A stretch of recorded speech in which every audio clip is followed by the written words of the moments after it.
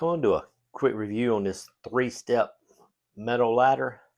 We got it for to reach items inside the house where we can't really reach. I'm 5'8", my wife's only 5'1", so if it's up real high, always help to have a ladder. If you need to clean something, it's good to have. But this is a 3-step metal ladder. Each step's metal. Has a nice good cushion here. You see, I'm using only one hand, so all you got to do is put it down, just pull up. I mean, it's really light. Put it down, just push it back down.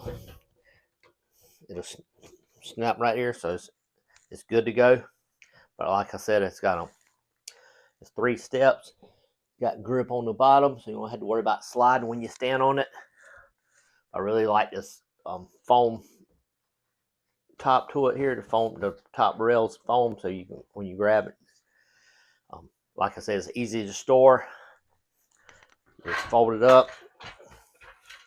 See how narrow it is when you store it.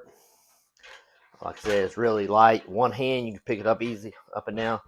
That's a 3-step metal ladder. If you're looking for a good one, check this out.